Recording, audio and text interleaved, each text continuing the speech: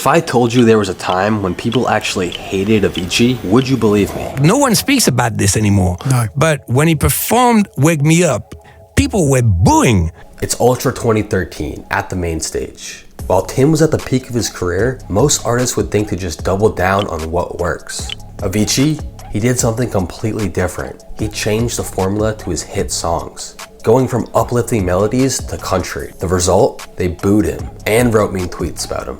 But just a couple months later, that same song that got booed then went to being a global hit. And it was all because of one person. So how did it happen? So after all of this happened, Avicii went back online and he said this. The safe bet for him would definitely have been to keep milking that Levels recipe. He knew how to do it and it came easily to him. And he knew there was a huge risk involved in a rapid change in his music. But the thing was, he loved every song on his new album, True. But a couple of those songs happened to be influenced by country. And those songs, they were Wake Me Up and Hey Brother. Tim even said the album True represented much of what he was listening to at that time. Fleet Fox's Mumford & Sons, Of Monsters and Men, Edward Sharpe, and the Magnetic Zeros. But before these two so-called country-infused EDM songs became a hit, they were a disaster. Ultra Music Festival 2013 at the main stage. In that 1 hour that Avicii was up there, those people in that crowd would argue that this is the worst moment ever for Avicii. With less than 30 minutes of his time slot remaining,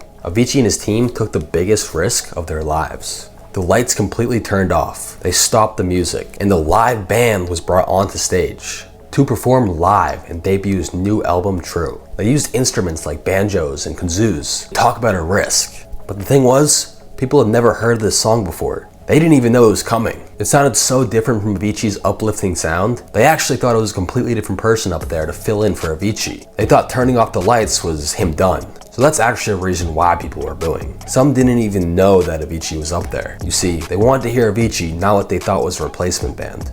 Also, you had thousands of bros and girlies who came looking for Levels and bromance. That's usually what Avicii plays at the end of his sets. Instead, they get country. This pretty much led fans absolutely confused. If you watch over the live set, you can see people leaving. It just wasn't the best to dance to, especially coming straight from the first 30 minutes of his set, which was all progressive and uplifting melodies. It's also really hard to transition to a song you've never heard before. Most people don't even like a song until they've heard it on TikTok 52 times. But another reason it went so bad, it sounded a bit off. The set didn't have the normal production behind them, so it just sounded like a regular live band. If you rewatch the set, you can kind of see that the timing was a bit off as well. During the rehearsal, Tim can be heard saying to the sound guy, "Don't start playing the music until the band starts playing." I think Tim was supposed to join in with the drop to accompany the live band, but I didn't hear the drops for the song, and only the live band was playing.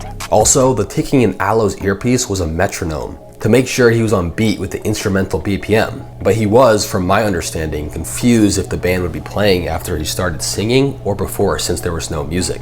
There was just that tick tick through his ears. That's why it kind of sounded awkward. Also, you can imagine what Dan Tyminski was thinking, since he was up next, and the audience was nearly booing Aloe off stage during Wake Me Up. They were definitely nervous going out there, as it was their first time doing something like this. But people just weren't ready yet. Even Avicii said this. Now after this happened, it was not good. Avicii's worst fears happened.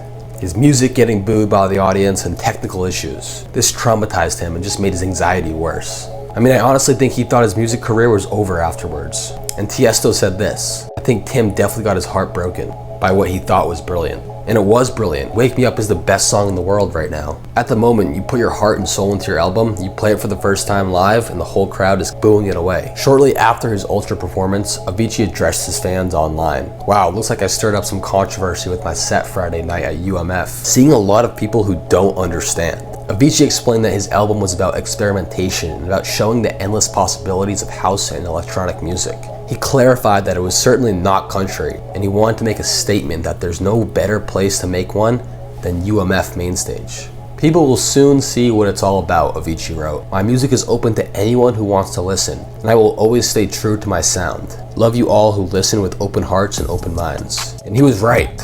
Avicii went from being booed at Ultra and ridiculed online to becoming one of the most loved artists in the world. Wake Me Up became the highest charting dance track of the decade. But how? One person made this difference. His manager, Ash. Despite all the backlash, they knew one thing. Negative attention is still attention. So they came up with a plan.